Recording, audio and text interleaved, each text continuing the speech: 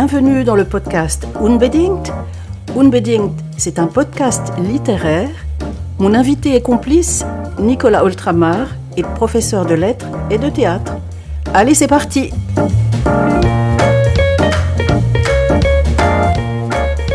Dans ce podcast littéraire, nous allons parler du roman de David Fuenquinos, La famille Martin.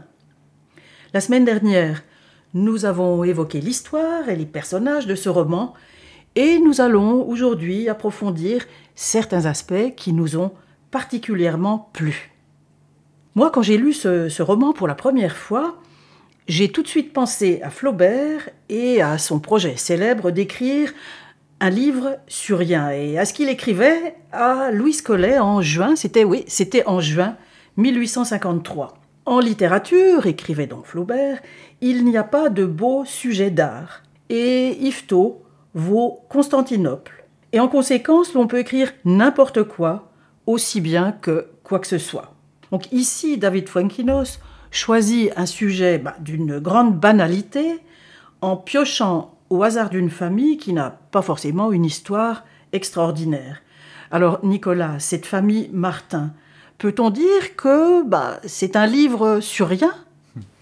Alors cette référence flaubertienne, je pense que certains la trouveront peut-être audacieuse, oser rapprocher Flaubert et Fuenquinos, mais faisons-le, et parce que je trouve que cette référence, c'est une entrée stimulante dans le roman et dans son étude. Je pense qu'il y a effectivement pas mal de choses à en dire. Alors moi, je crois savoir d'ailleurs que Fuenquinos a fait sa maîtrise sur Flaubert. Donc la comparaison ne serait pas complètement improbable. Alors, commençons peut-être par rappeler qui est Flaubert, à qui est-ce que nous comparons Fuenquinos.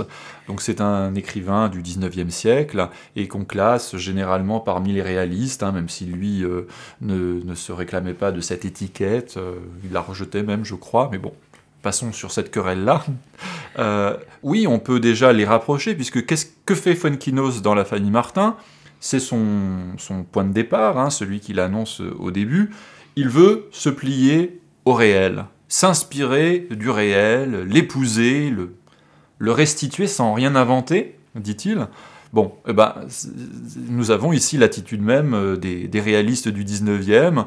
Bon, je peux penser en peinture à Gustave Courbet, qui, lui aussi, prenait ses sujets dans la vie ordinaire, des sujets souvent médiocres, et qu'il peignait sans aucune idéalisation, sans chercher à les faire paraître plus grands, plus nobles, plus beaux qu'ils n'étaient. Et donc, il en faisait des peintures, donc il leur accordait les honneurs de son art.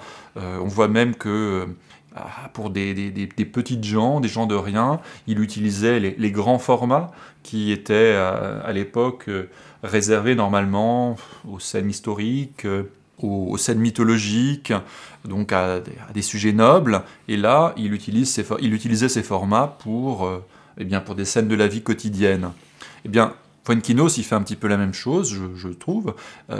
Les personnages qu'il prend viennent très directement du coin de la rue, et ils se retrouvent d'ailleurs tout ébahis eux-mêmes de se retrouver dans un roman, ce qui d'ailleurs participe au côté amusant du récit.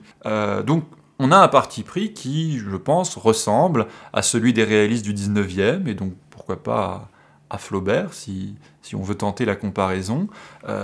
Il prend le trivial, l'ordinaire, et il essaye, d'en dévoiler une certaine beauté, ou en tout cas un intérêt narratif, romanesque, palpable. D'ailleurs, il est vrai que ce roman peut faire réfléchir, alors de manière amusante, sur la notion de réalisme en littérature. Parce que, qu'est-ce que ça veut dire, d'écrire le réel ? Cela semble impliquer une forme d'objectivité. Or, dans ce roman de Fuenquinos, le romancier est, constamment dans la subjectivité. Il choisit dans les confidences les sujets qui pourraient représenter, alors c'est lui qui le dit, une niche éditoriale. On le voit tenter parfois d'inventer, alors il se fait manipuler lui-même, séduire. Donc on est très très loin de l'impersonnalité flaubertienne, pour qui l'auteur ne devait pas plus apparaître dans son œuvre que Dieu dans sa création. Et quand on le voit, Fuenquinos, mettre à jour ses fiches sur les personnages, Moi, j'ai pensé à toutes ces fiches que Zola, Balzac, Flaubert accumulaient avant d'entamer un roman et afin de pouvoir écrire. Oui, c'est un petit peu une sorte de réflexion ludique, parodique, hein, on va pas dire qu'il y a une grande prétention, mais une réflexion sur ce mouvement littéraire, ses problématiques, avec peut-être aussi ses contradictions. Alors ce que je trouve par exemple amusant, c'est à un moment il nous dit qu'il a l'habitude de mettre dans ses romans des personnages de polonais. Mais là, en se pliant au réel, il n'a pas de polonais sous la main. Alors il nous demande pardon, il nous dit excusez-moi, mais laissez-moi mettre mes polonais parce que quelque part c'est sa marque de fabrique. Bon, donc là on voit qu'il joue avec cette catégorie du réel qu'il met en scène finalement dans son roman. Oui. Sinon, pour en revenir à ce roman, à ce livre sur rien de Flaubert, ben, rappelons aussi peut-être ce qu'il voulait dire par là. Qu'est-ce que c'est que ce livre sur rien dont il parle? Je crois qu'il faut quand même rappeler que justement c'est l'expression d'une ambition, d'un idéal que recherche Flaubert. Ça formule finalement le rêve d'un roman qui ne tirerait pas son intérêt de son sujet, mais de son style. Donc un livre sur rien qui ne devrait sa valeur qu'au travail de l'écriture. Et quand bien même on écarterait cette référence à Flaubert, partant du principe que Fuenquinos, écrivain contemporain, n'engage pas forcément un dialogue inconscient avec Flaubert, la prouesse du style, elle est quand même là, chez Fuenquinos. Et il faut le dire, elle réside, pour l'essentiel, dans son humour. Alors on peut y voir aussi un pari, celui que, donc en dehors de toute référence à Gustave Flaubert, que creuser le réel en vaut la chandelle, parce qu'on finit par débusquer l'incroyable. Donc on s'étonne soi-même. C'est vrai, il y avait je crois que c'était une phrase de ce théoricien du classicisme, Nicolas Boileau, qui nous disait « Le vrai n'est pas toujours vraisemblable ». Eh bien, je crois que là, il en tire un parti positif, alors que Boileau l'entendait de manière négative, à savoir que justement, on va s'intéresser au vrai et en exploiter le côté, tu disais, incroyable, invraisemblable. Donc, quelque part, le réel autorise plein de choses. Et sinon, alors, si on revient à notre comparaison avec Flaubert, il faut quand même être clair, le style de Fuenquinos et celui de Flaubert n'ont rien à voir. La dimension stylistique est très différente. Rappelons Flaubert, c'était presque un ascète de l'écriture. Pour lui, le style, c'était une recherche, un idéal quasiment religieux. Ah oui. Il voulait inventer la prose du futur, disait-il. Chez Fuenquinos, les choses sont beaucoup plus simples. C'est une œuvre beaucoup moins torturée, mais ces réserves étant exprimées, quand même, il y a un défi littéraire, celui de s'attaquer à un sujet qui est banal, et de le rendre captivant, et de le rendre captivant par la forme, par le travail qu'il lui donne, cette forme qu'il lui donne. Donc, voilà, toute proportion gardée, on pourrait peut-être dire qu'on a une version light du projet flaubertien. Oui, light. Et parce que quand on entend les commentaires sur l'œuvre de Fuenquinos, le mot qui revient toujours, c'est la légèreté. C'est très loin de l'univers de Flaubert, bien sûr, qui est terriblement grave, plombant même par son extrême pessimisme. Voilà, ce sont deux univers aux antipodes l'un de l'autre. Fuenquinos, il est drôle, il est optimiste. Et je dirais que pour ce qui est du rapport avec les personnages, Fuenquinos, il a de la tendresse pour ses personnages, alors que chez Flaubert, on sait qu'il les appelait ses crétins, et donc le rapport est beaucoup plus cruel. Mais ce qui pourrait quand même les rapprocher, c'est l'usage de l'ironie, je dirais, et également ce qui, je crois, peut être une entrée intéressante dans le roman de Fuenquinos, c'est tout le rapport de l'écrivain avec les lieux communs, ce qu'on appelle aussi les clichés ou les poncifs, ce sont des termes à peu près équivalents. Et ça, c'était à la fois très important pour Flaubert, qui a écrit tout un dictionnaire des idées reçues, où il se moque de tout un tas de lieux communs bourgeois. Et dans ce roman, les lieux communs sont très présents. C'est vrai que, quand on y regarde de très près, Flaubert, tout se passe chez lui comme si on ne pouvait pas échapper à la bêtise universelle Alors que Fuenquinos, lui, il est quand même beaucoup plus dans la dérision, dans l'autodérision. Le but premier, c'est quand même de rendre les situations humoristiques, de faire rire, ou au moins de faire sourire. Et même quand il aborde des thèmes graves, il reste dans le burlesque, c'est-à-dire une façon de traiter des choses sérieuses sans jamais se départir de son humour. Ça atténue la gravité des choses, ça dédramatise. Hein. Cet humour-là de Fuenquinos, c'est une véritable bouffée d'oxygène et un petit peu comme un apprentissage de la légèreté. Alors que chez Flaubert, son ironie, ça donne vraiment envie de se flinguer. Hein. Oui, c'est ça. On respire. Voilà. Alors on le voit dans le personnage de Patrick, hein, c'est vraiment qu'il est dans des situations absolument dramatiques, dans le fond, hein, victime de harcèlement au travail par un patron alors qu'il remplit toutes les cases du pervers narcissique, et alors que la situation est critique, faisant écho à des situations bien réelles et gravissimes, hein, il va perdre son travail, elle se dénoue de manière burlesque. C'est le moment où Patrick incendie méthodiquement les rideaux neufs de son supérieur et repart le cœur léger. Alors oui, c'est un passage que j'ai aussi trouvé assez amusant. Et comme tu l'as dit, voilà, l'humour, ce n'est pas qu'un procédé littéraire. L'humour, c'est un mode de vie. On pourrait penser à l'humour anglais, qui est toute une façon d'être. Et cet humour, il fait partie, là si on revient sur le plan littéraire, il fait partie, on va dire, d'un dispositif, le dispositif du roman, un dispositif qui permet à Fuenquinos de montrer ce qu'on pourrait appeler sa virtuosité. C'est une virtuosité quand même qui ne se situe pas, comme Flaubert l'entendait, au niveau du style. Donc effectivement, il n'a certainement pas mis 3 heures à écrire chaque phrase, mais je dirais que c'est une virtuosité au niveau de la structure du roman, parce qu'il nous propose un dispositif énonciatif que je trouve intéressant, avec justement cet écrivain qui est un personnage, qui est un protagoniste, et comme l'écrivain il est en train d'écrire son livre et de nous le raconter, nous assistons d'une certaine manière à la naissance du livre que nous sommes en train de lire. Et notre auteur, bon ça on peut le lire dans la presse, hein, la réception, la critique, il a fait très jeune une expérience assez dure, il a flirté avec la maladie et la mort, et je crois qu'il le dit, il l'a déjà dit dans des interviews, dans ce type d'expérience involontaire, on acquiert une bonne dose d'humour. Voilà, étudions un petit peu plus en détail ce qu'on va appeler une mise en abîme, hein, quand on voit le livre en train de se faire, c'est comme ça qu'on l'appelle.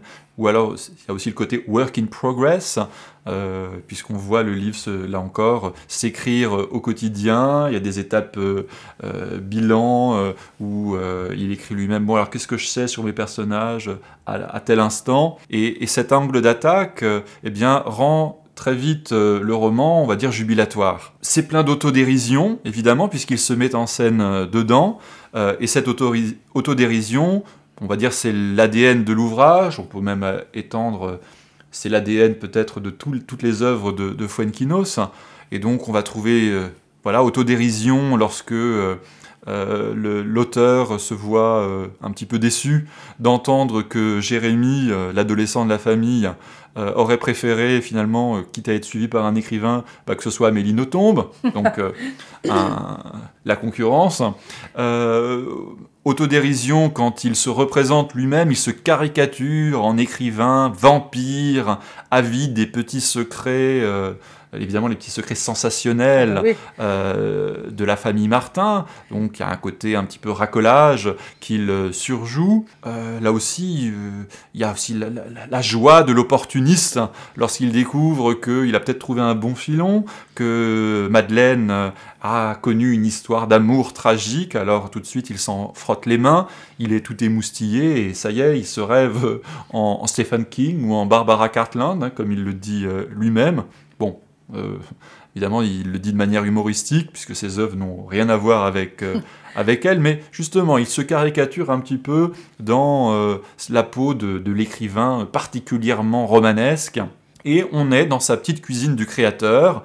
On voit ses petites déformations professionnelles, hein, tous les métiers en ont, donc lui aussi. Donc, quand il entend la vie de ses personnages, il y a toujours une petite voix qui va déplorer qu'il n'y ait pas assez de cliffhanger ou que tel rebondissement se produise ne se produisent pas au bon moment, un peu à contretemps. Donc tout ça anime le récit, et puis quand il n'y a rien à raconter, il va meubler, et il le dit très, très honnêtement. Il fait du remplissage, un petit peu comme Balzac qui allongeait ses descriptions pour faire des pages. Donc par exemple, ici, lorsque l'histoire des Martins connaît des creux, il se met à raconter l'histoire de Karl Lagerfeld, sur un ton qui est parfois mi-poétique, mi-psychanalytique. Voilà, le procédé est un peu gros, mais comme il le dit, il le fait en toute transparence. C'est, quelque part, c'est drôle, c'est honnête, et puis ça met en regard, je dirais aussi, une pratique qui est la sienne dans plein de romans, parce que justement cette façon d'alterner le récit principal avec des sortes de petite digression, c'est quelque chose qu'on retrouve dans La délicatesse, dans Les souvenirs ou dans d'autres romans. C'est un petit peu sa marque de fabrique, on va dire stylistique, ça, et puis on pourrait rajouter l'utilisation des notes de bas de page.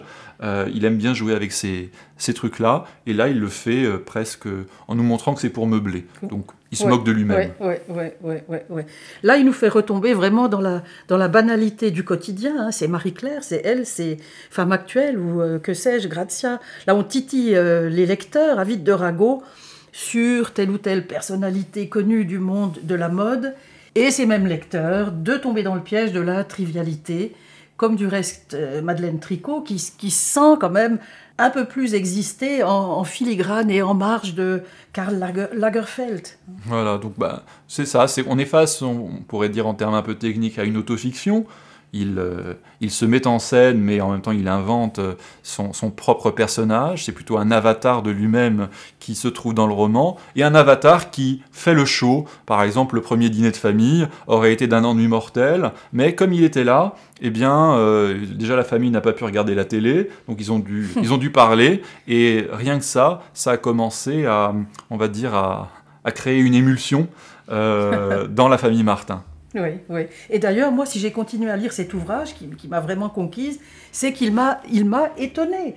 Il m'a étonnée un petit peu, je sais pas, moi j'ai pensé à la fameuse formule de Diaghilev @ Cocteau, étonne-moi, ce défi que Cocteau a relevé du reste. Et moi, je m'attendais à une banale histoire de famille qui, d'ailleurs, pédagogiquement, aurait quand même fait l'affaire. Et après tout, Zola, quand il écrit Les Rougon-Macquart, il fait pas autre chose. Il nous raconte l'histoire d'une famille sous le Second Empire. Et puis, je suis allée de surprise en surprise. Et il fait combien, ce bouquin? 300 pages? Non, il aime pas les bouquins de 300 pages. On est à 225. Ah, d'accord. Alors, le roman a vraiment relevé ce défi, celui de me surprendre.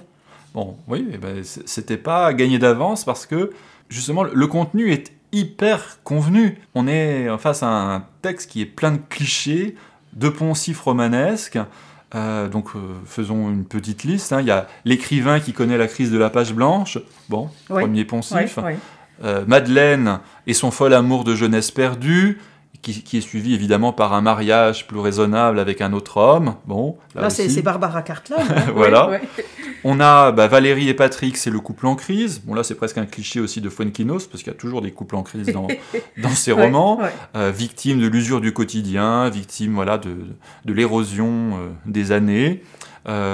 Sinon, il y a tu parlais du harcèlement au travail, la crise de vocation du professeur, l'adolescent un peu pervers, Lola, ce sera le cliché du premier amour, la première fois.